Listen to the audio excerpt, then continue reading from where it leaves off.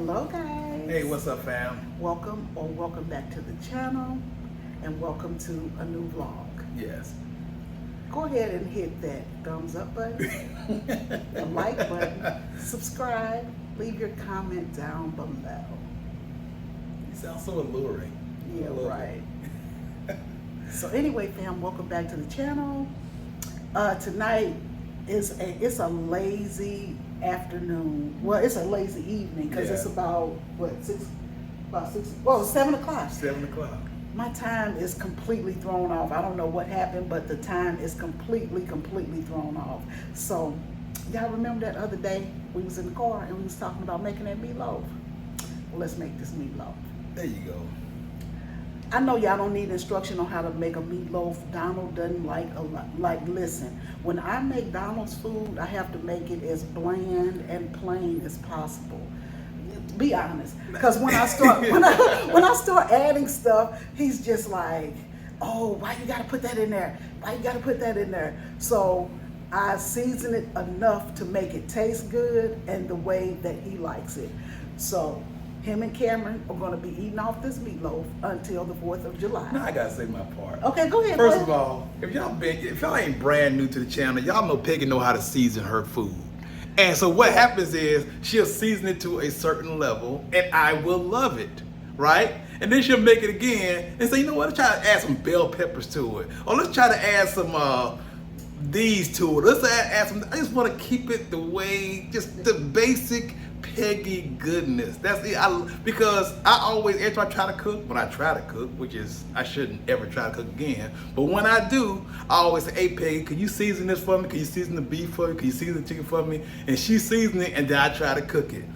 Don't like bland. I like what she does, her basic instincts. And every once in a while, she tries to learn new tricks of the trade or something and add more to it. That's the only time I protest. I just feel like I had to say that.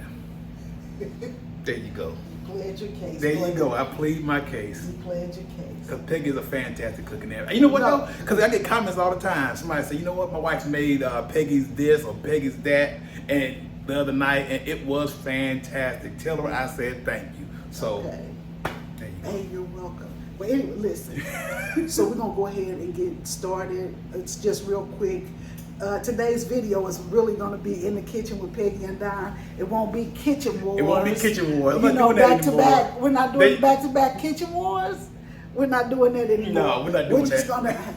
when we bring you videos like this, it'll just be us hanging out, cooking in the There kitchen. you go. Right? It'll be more fun that way because we can have more intimate conversations because you guys really loved when Donald was talking about marriage and his waiting in the car for Peggy. Yeah. And so we're going to elaborate on that just a little bit more today because we like talking to the fam. I had fun in the comments. Listen, the way the comments go, I try to wait when the video drop. I try to wait till everybody put their comment in, and then about midnight I'll go in and answer all the comments, and then after that, I'm sorry, but I have to move on to something else. And you know, sometimes like we've been really busy, so probably a couple of the videos didn't get really many comments from us. Yeah. But we're back now, so I can talk more with you guys, right? So. Get in these comments and let's have some conversations because I like talking to you guys, okay? There are a lot of new people here and we want to welcome you to the channel. Welcome, welcome, welcome our new subscribers. I just want to say that this is a safe space. This is a safe space. This is a happy place.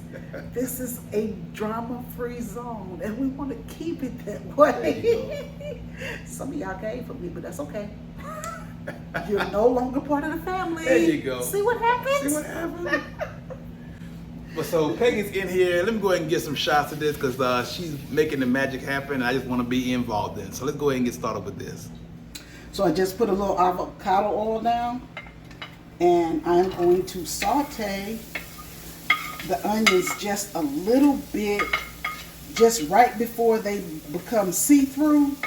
And then I'm going to take them off because it'll give that meatloaf, it'll have your meatloaf bursting with flavor. Now, normally I would add bell pepper and other stuff, but like I said, Donna don't like that. So we're just gonna go with this, okay? So we're gonna let this cook down a little bit. And that's the first part, all right, Vin? All All right, so our onions are good right before they get really clear or see-through. We're pulling that flavor out of that onion. So now we're going to just put it to the side until we get ready to put the meatloaf together.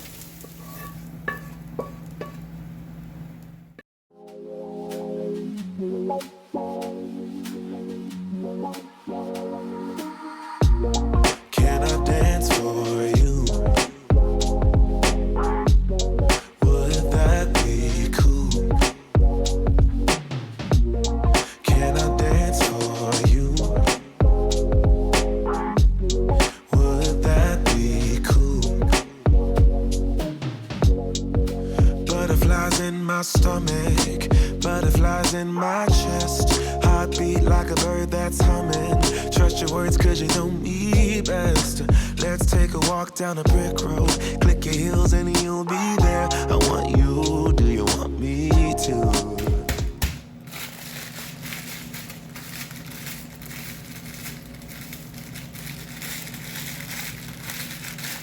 This is a sleeve of crackers.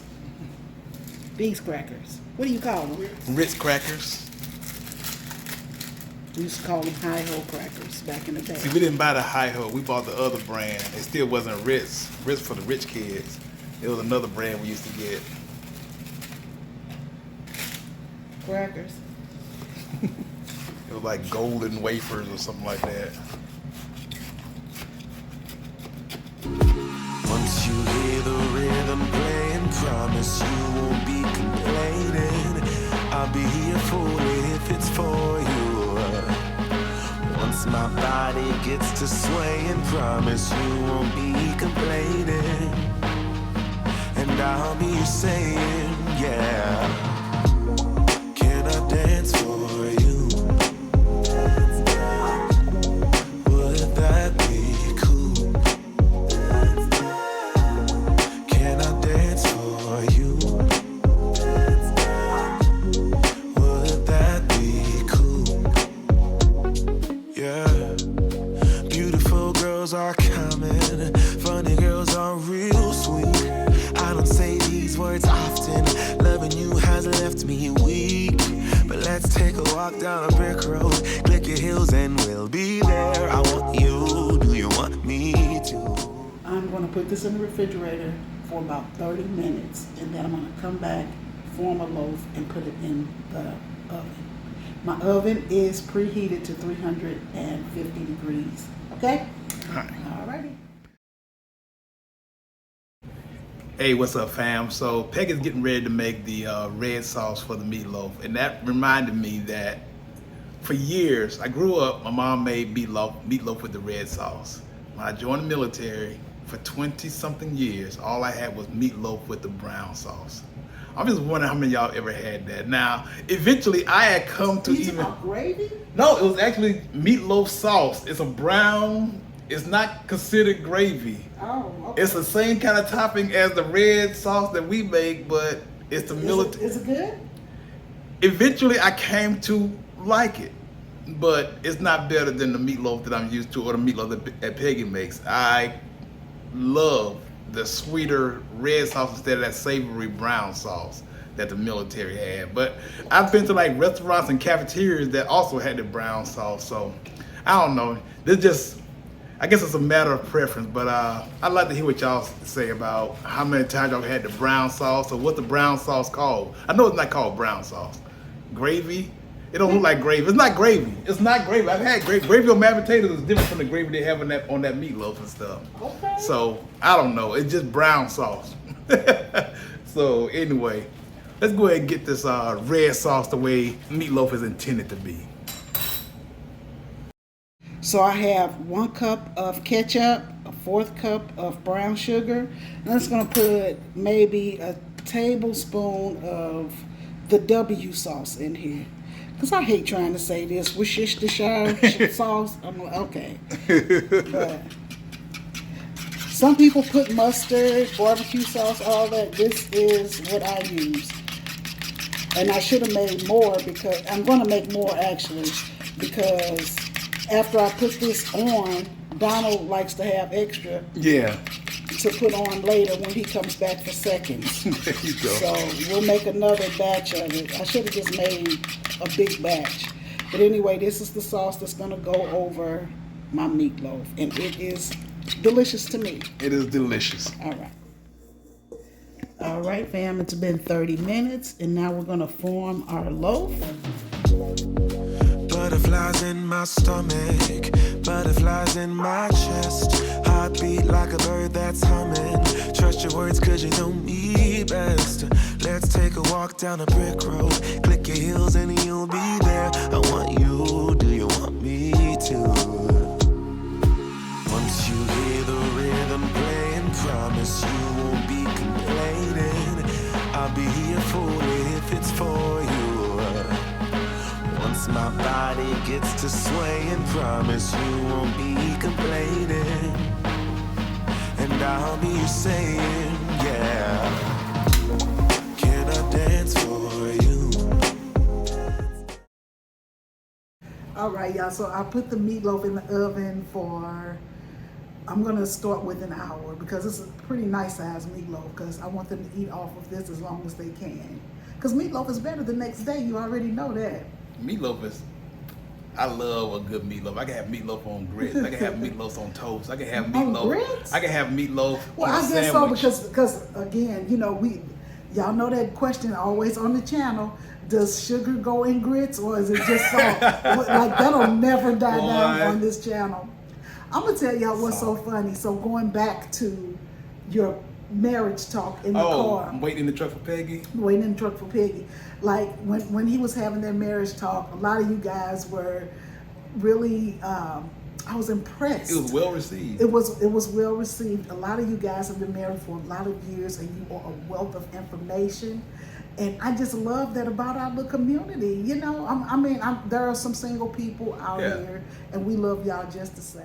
I'm gonna tell you, like in these marriage groups, there are two questions that always get me. And so we're gonna try to answer these in between cooking. You know what I'm saying? Yeah. So you guys, I'm gonna make meatloaf, mashed potatoes, and broccoli. That's what we're having for dinner today. Yeah. You've seen me make mashed potatoes before, just regular. So you'll see me probably moving back and forth to boil the potatoes and stuff like that. But we're gonna keep the conversation going, right? So anyway, this question really gets to me, and I don't know why it bothers me so much, but it's like no matter what marriage group, and I'm probably on 16 different Facebook marriage group platforms. I probably am. And this question just comes up so much. Oh, it's 3 questions. It's 3 questions. It's 3 questions. Uh-oh. And I'm gonna tell the one that takes me out is who comes first? The husband, or who do you feed first? The husband or the children? Who eats first? Like it's dinner time and mom has cooked dinner. That's the scenario that we're going with right now. So who eats first? Does dad eat first? Do the children eat first? Or do the wife eat first? We might disagree on this one. Because, okay, so I want you to go ahead and give your answer because I think mine is going to be, like we've never had this We've never had this before, discussion. because when Donald and I got married, our children were already grown. Exactly. And so it wouldn't have been a problem for us. But y'all know we get our grandkids in the summers. And so it could kind of apply. Yeah, it could, but I just want to know, what is your perspective? And then I'm going to come back and give y'all my perspective. And then in the comment section, go off. So it's always that question, who eats first? The dad, the mom, or the children? this is like the easiest question. I can't believe there's actually discussions about this. It is. It should be automatic. Okay, here you go. The kids eat first. He served the kids first. Okay, so I guess it falls to my role as a provider. How do I provide for myself before I provide for the people I'm providing for? I'm providing for my wife and kids to make sure they have something to eat, a safe place to live, and all of their needs taken care of. That's what a provider does. So I make sure of that before I do anything. Now maybe I didn't cook the meal. Maybe that's a question they're talking about, like who should the mom give the food to first? But I want to make sure my kids are taken care of before I eat. Now, I gave y'all a heartwarming story for y'all, for those that have been with us for a while. I'll tell you about the time that my dad was out of work and he was trying to just make money on the side with little hustles, we call it, in the neighborhoods and stuff. And he went out and could not find any hustle, came back with no money, no groceries. And he came in the house sad, head hanging down, shoulders hanging down, and asked my mama, what are we gonna do? Now they had 4 kids at the time. My 2 youngest brothers wasn't even born yet. And mom said, hey baby, you did your best. We got some flour, we got an onion. I'm gonna mix the flour, dice this onion up, add some water, fry up some fritters for the kids, and me and you, we'll just starve together. And my dad was so motivated and so touched by that it was like a determining push for him. So to me, the idea of eating before my kids sounds terrible. I wouldn't want my wife to give me my food before she gave the food to the kids. Maybe it's a kingship kind of feeling, or let the kids know who's in charge. But me personally, I would not want to get my food or eat my food before my kids. That just doesn't make sense to me. Okay, good answer. Now, I agree with him wholeheartedly, but he gonna get the big piece of chicken. Now I'm gonna get the big food. Now I'm gonna get the big piece of chicken. Now, if there's brats and if there's steak and chops, and I prefer steaks, then I'm gonna get the steak. I'm gonna make sure the kids they get their little chops first, but I'm gonna get my steak or whatever else. If it's only one. So I'm not saying I can't have bigger portions or a better food or whatever else. I just have to make sure they're provided for. That's just, I really don't see how that could be an argument. I don't see how a man can argue against that. But I'm not trying to, no, I shouldn't even say that, because there might be men who say you need to show the kids the benefits of working and providing or something like that. I don't know. There might be a reason I haven't thought of. But I personally, I can't imagine a reason where I would want to see myself get food before my kids get their food. That would be a real problem. No, because what if the food runs out or something? What if there's not enough or whatever it is? If anybody's going hungry, it's going to be me. If anybody in the house, entire house is going hungry, it's going to be me. Kids going to eat, wife going to eat, and I'm going to eat. If somebody has to go hungry, when we used to walk to the church on Sunday and it was raining and we only had 2 umbrellas for 6 kids, the girls had umbrellas and me and dad got wet. That's it. They get taken care of before we get taken care of. That's just something that's been ingrained in me my entire life, and I can't even imagine a different way of doing it. I would love to get on there and have some discussion with your little Facebook group about that and see what men are saying, because that's cut and dry to me.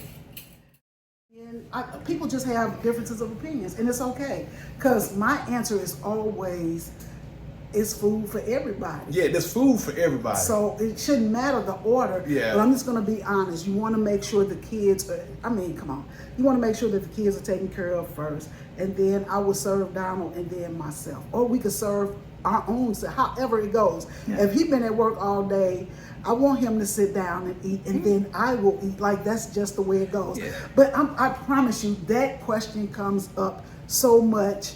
It's almost, this question to me is as ridiculous as I've ever heard of a question. So here's another question that popped in my mind. Okay, right I'm here. ready. I feel like I'm on a roll right now. I feel like I got that first one pretty good. Okay, so so we have a car situation. Okay. So we're picking up your mom. Say, for instance, we're picking up your mom and we're taking her to, let's say we're taking her to a doctor's appointment, or she needs to go to the store or something like that. So we're going to pick her up. Who gets the front seat?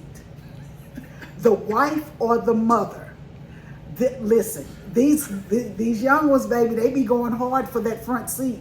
To me, I'm going to offer, even though he is my husband and supposedly that's my spot, but I'm going to offer it to her because she's my elder, right? And plus, and I always think, okay, does she have a physical disability, right? Because if she's on a cane or she's whatever, I'm going to automatically get out of the car and sit in the back seat. I'm just gonna do it. Now, I used to try to do that with Donald's mother when she was living. Yeah. I would try to get to the back seat, and she's like, no ma'am, you get back in that front seat with your husband. That's exactly She would right. always tell me that. But to me, I just out of respect, out of deference. out of respect, I would just offer it. Now, if they don't take it, that's different. Yeah. You know what I'm saying? Now, if your mama is young and spry and y'all about 15, 16 years apart, you get in the back seat, man.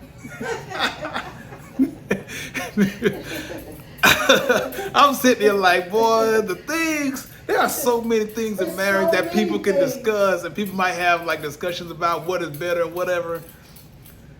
These questions arise from people trying to decide what their place is in the marriage, in the family, in the relationship. The reason why people are asking these kind of questions because they want to know, how high does he hold me? How low does he hold me? Am I more important than his mother? Is his mother more important? That whole idea of it being a competition is where the problem is right there. Now, I like your answer. Like, I'm gonna offer it to her and see how she do. But I'm telling you now, my mom would not have done it.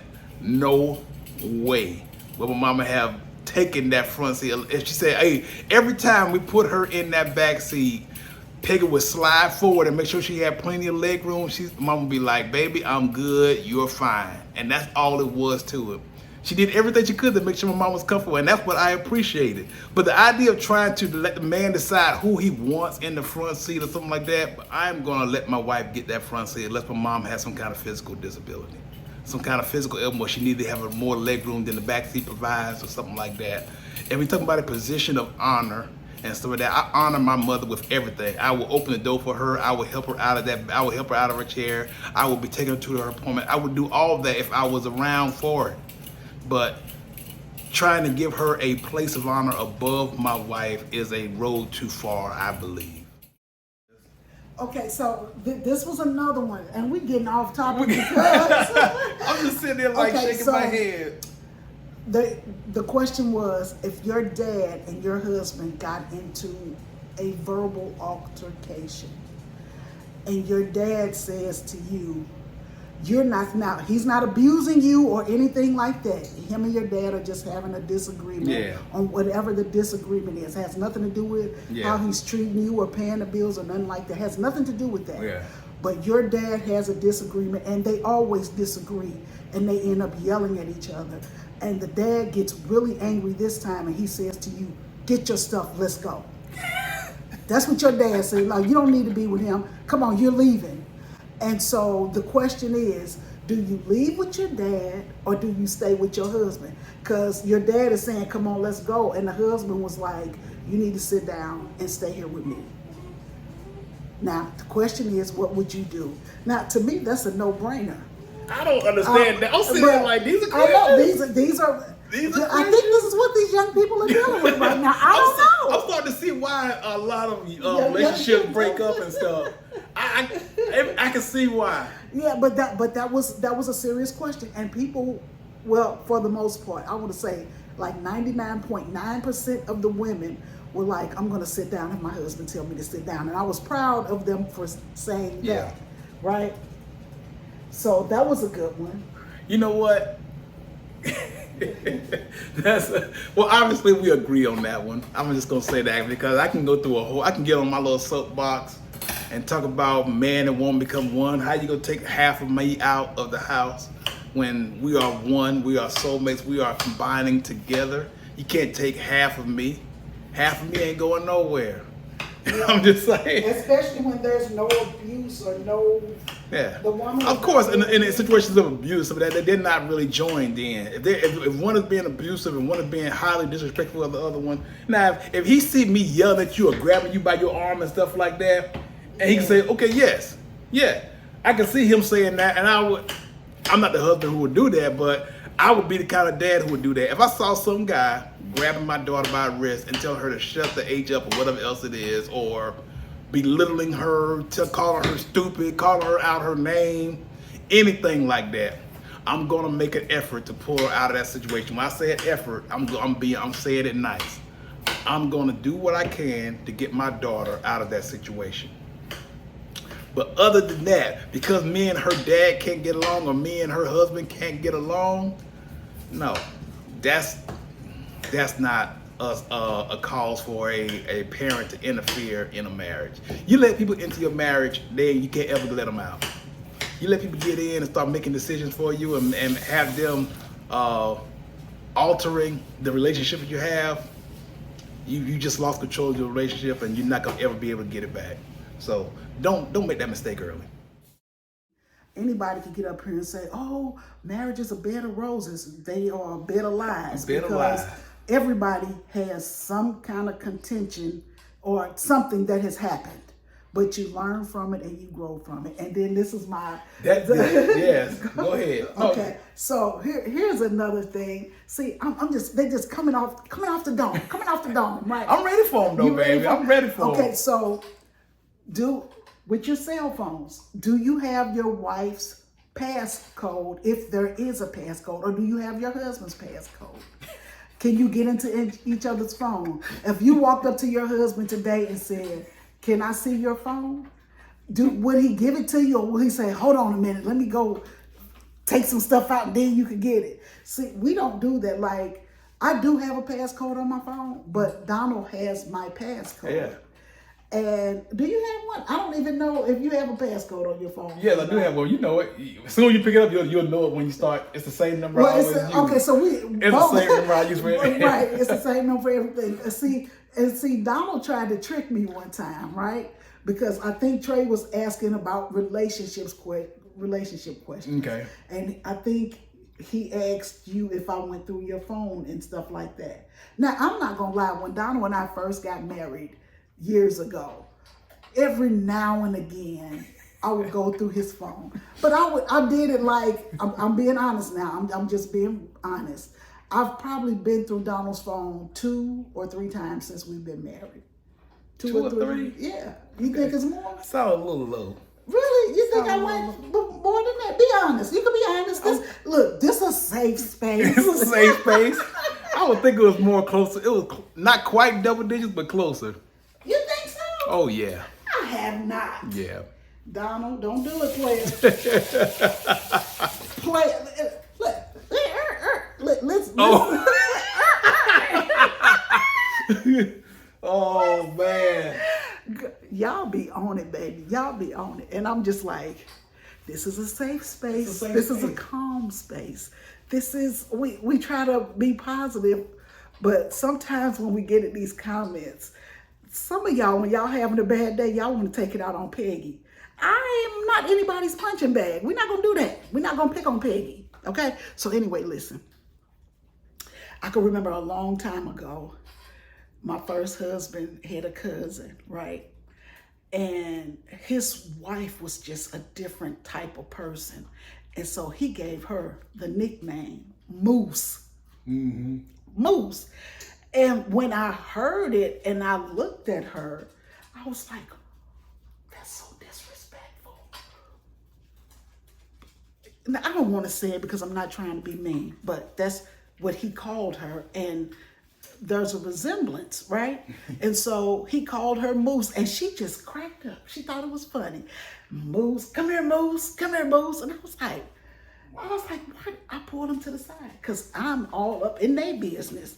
I'm like, why did you call her Moose? I was like, don't do that. That's so disrespectful.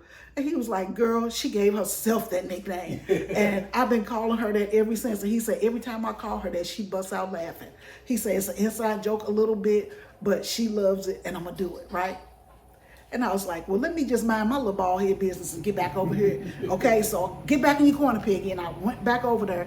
And since that day, I've never been in anybody else's marital situation. Now, come here, y'all. Come here. Zoom in a little bit. Zoom in. I'm going to continue to call Donald player. I'm going to keep doing it.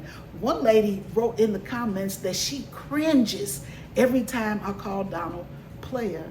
And it's not a term of endearment. It is not. But I don't know if she's new. I don't know if she's new or whatever, but that's like calling a tall person shorty. Yeah.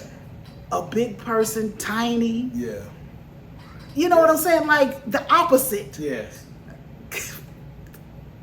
if I say it's a term of endearment, but why is it cringeworthy that I call my husband something that we all think is funny? Everybody, when I say it, everybody thinks, I'm not gonna change it, but I'm just saying. I was like, you took the time out of your day to write that whole paragraph. And I'm like, it's not gonna change anything. Like, let people be. Like, quit being judgy. Quit judging people. But okay, so we're done with that. But anyway, so we're gonna get back to this marriage thing right here. So I think I'm 3 for 3 right now so far. You think you 3 for 3? I think I'm 3 for 3. How y'all think he doing so far? How am I doing so far? How he doing so far? Okay. It is really easy being married to Donald. Yeah, I can see that. And I thank God for it. Now, he can't say the same thing. Not all the time. I can. She made my life a lot easier. She took care of everything that I don't feel like taking care of. So. But I'm a nagger. You're not a nagger. You have been known to be fussy. I'm fussy. That's a good word. And I'll take it. I'll take fussy. There you go. I'll take fussy. But we work. You know what I'm saying? Like work. My fussy work. Because sometimes Donald will be like, okay, P.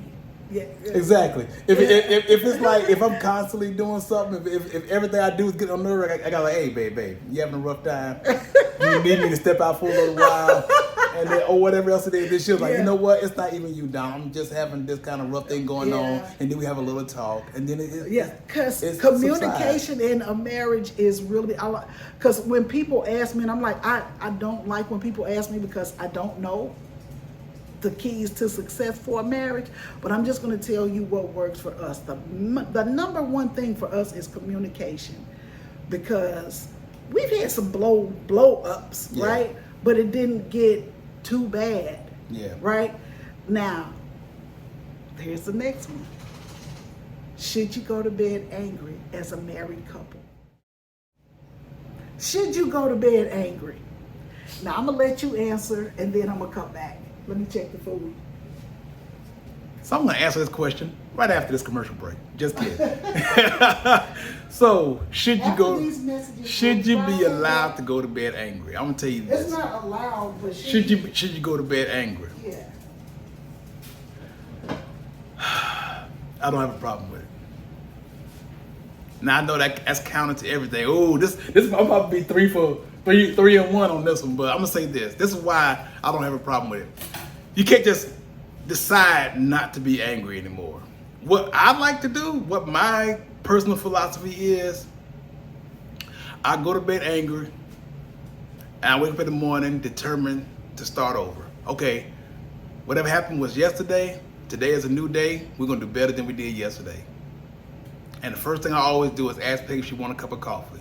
And she could be like, I thought you was mad at me, but yes, that'll be great. And that's the first thing I do every single morning. Whether I was mad at her the previous night or whether it went to bed good, I'm gonna start the day off right. And that's how we can do better than we did. And we can try to prevent whatever happened yesterday that caused us to be angry is not gonna happen today, because I'm just not gonna let it. I'm gonna do better than I did yesterday. She's gonna do better than she did yesterday. Maybe we'll have a little talk about what really bothered us, and let's try to avoid that in the future. But I'm gonna make sure it just don't happen again. Do better the next day. Do better. Do better. Do better. All right, player, do better. Now, listen, I'm gonna tell y'all, I can say, oh, we don't go to bed angry, but it would be a lie.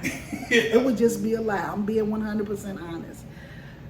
But the thing is, we're not angry a lot to where it would affect our relationship. I'm just being, Donald and I probably have a good blow up twice a year. Yeah, good blow up twice a year. Yeah, a good blow up twice a year. Every other month. Well, that's tiny little stuff every month. Every month. No, but that's because I be getting on Donald about picking up behind himself. Yeah. Them the only little, like, we don't have anything that's gonna like break up a marriage type thing. Because my daughter always say, boy, y'all fight about the dumbest stuff. Little stuff. Y'all, she was just like, that's so silly. I wouldn't even care about that. I said, well, that's you. I'm different. But anyway, I have gone to bed angry. Yeah. And what I'll do is I'll snatch the cover and roll over. I'll roll over like 3 times. Go ahead and finish what you were saying, babe. No, but talk about how you snatch the covers in the middle of the night, try to make sure I stay cool. Look, I will. I'll snatch the cover, real hard because I be looking at him behind his head while he's sleeping. I'll be saying I should just punch him, right? There you go, shorty. No, but then but honestly, if I'm super mad at him about something stupid, because we shouldn't have been fighting about it anyway, Okay. I'll take the covers and I'll take that comforter and I'll roll over twice, and then after about 2 minutes he'll be, hey babe, you took the cover. I'm like, oh, so you talking to me now, huh?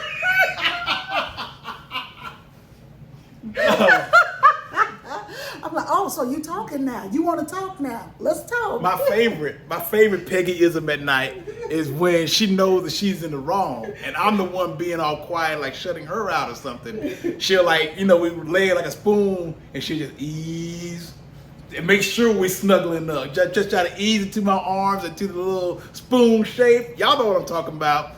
And you can't stay mad, but I'll still put my arm around her, but I ain't talking.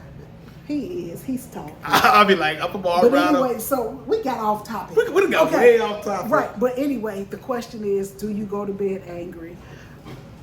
I have gone to bed angry, being serious right now. I have gone to bed angry, but you can't let it linger. Yes. You know what I'm saying? Like, you can't let it linger. I ain't gonna lie, I let it linger once, and for like 3 days. Yeah. And we were living in Germany. Yeah. And I had moved into the other bedroom. Yep.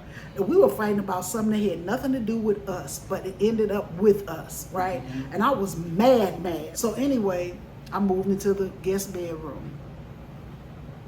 And by day 3, he done come in there with all his stuff. And I was like, what you doing? And he was like, I didn't get married to sleep by myself. He was like, scoot over. I couldn't do nothing but laugh because I thought it was funny because we were mad about something that somebody else did that affected us. Yeah. Like somebody else, outside interference. And we learned from that because we were still newly married. Even though we were older, we were still newly married. And I just thought it was funny. Yeah. And so he came and got in the bed. We've never done that ever since that time. No. And that's been like, what, 12 years ago? At least, 12 years ago. About 12 years ago. So, a lot of people will write me and ask me relationship advice and stuff like that, and I'm just not good at it. And I don't want to pretend that I know what can make a relationship successful and stuff like that. I don't. I just know. We know what works for us. We know what works for us, right?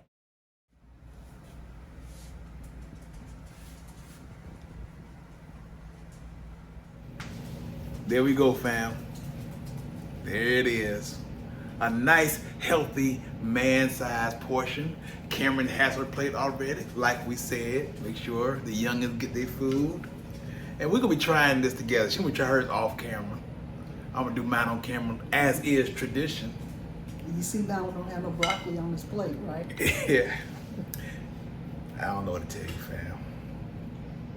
I'm gonna start with the mashed potatoes. Now, she's made mashed potatoes on the channel like, I don't know, 3 times or something. Y'all know it's always good. But I'm gonna taste it anyway. Always good. It's just a comfort food. It just feels good when you eat it. What do you think, Cameron? Good. Cameron says it's good. So, I'm gonna try this meatloaf here. Nice, good sized portion. Done all the way through, but not dried out. That's a pretty big bite for my first taste. It is. See the smoke coming out? I'm going to break that up a little bit. Yeah, go ahead, player. Break it up a little bit. Break it down, player. All right. There you go. Why does this make me so happy? Here we go.